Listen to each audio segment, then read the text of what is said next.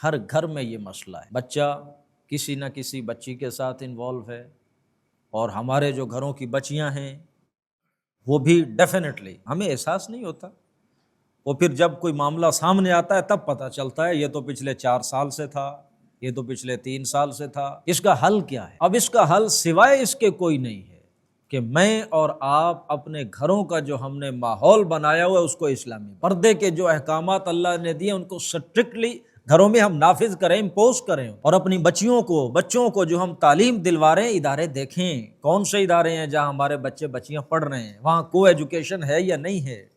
پڑھانے والے کون ہیں، اور پھر بچوں اور بچیوں پر گہری نگاہ رکھیں۔ ہمارا اپنے بچوں سے انٹریکشن ہی نہیں ہوتا، ان سے کوئی ہماری گپ شپ ہی نہیں ہوتی جس سے ہمیں پتہ چل سکے ان کے ٹرینڈز کا، ان کے مزاج اس وقت ہیں کیسے، کون سی باتیں کرتے ہیں۔ اور سب سے اہم چیز، اگر آپ نے بچے اور بچی کو موبائل لے کر دیا ہوا تو آپ دیکھیں اس کو کس طرح آپ کنٹرول کر سکتے ہیں، کتنے ڈیوائسز ہیں اور سنکرونائز کریں اس کے ساتھ، واٹس ایپ ہے، دوسری چیزیں ہیں، انہیں ادھر ادھر بھی لاگ ان کر کے رکھیں، بچیوں کو یہ احساس ہو۔ اور طریقے وہ نکال لیں گے لیکن آپ اس کے ساتھ اور تھوڑے جدید ہوں کہ کیسے مانیٹر کرنا ہے ان کو، ساری چیزوں کو کیسے سامنے رکھنا ہے۔ یہ چیکس اینڈ بیلنسز اگر آپ نہیں لگائیں گے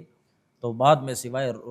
رونے اور پیٹنے کے اور کیا ہاتھ ہے۔ پہلے واچ کریں اپنے بچوں کو، ان کے طور اتوار دیکھیں، بتا رہے ہوتے ہیں، طور اتوار بتاتے ہیں کہ یہ کن چیزوں میں آج کل کون سی ہواؤں میں اڑ رہا ہے، کھویا ہوا کہاں ہے، یہ کام کیا کر رہا ہے، بالخصوص بچیاں کہاں اس کی دلچسپی ہے، اکیلی بیٹھی کیا کرتی رہتی ہے 3 4 5 گھنٹے، کیا ہو رہا ہے، کبھی پوچھا نہیں پوچھا نا، تو اچانک آپ کو یہ کیا مصیبت کھڑی ہو گئی۔ اب پہلے نہیں پتا تھا کہ بچی کی روٹین کیا ہے، آپ کالج کہاں کب سے کب لے کر آتے ہیں، چھٹی کب ہوتی ہے، ٹیچرز کے ساتھ بات چیت، آپ نے ٹیوشن پہ کب چھوڑا، ٹیوشن پہ کون کون ہوتا ہے، اور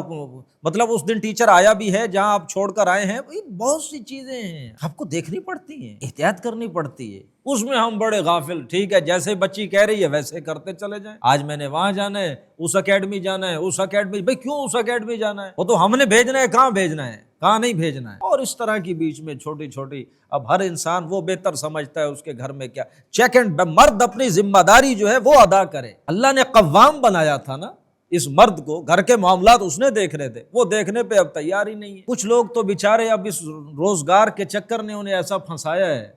اس معاشی جبر نے ان کو اتنا باندھ رکھا ہے وہ کچھ کر ہی نہیں سکتے، ان کا تو سارا وقت ہی کھپ جاتا ہے گھر والوں کی چاہ رہی ہے روٹی کپڑا پورے کرنے میں۔ تو بہرحال ہر انسان جتنا کچھ اس سے ہو سکتا ہے اسلام کے مطابق وہ اپنے گھر کا ماحول بنائے اور پھر اللہ سے بیٹھ کر دعائیں کرے۔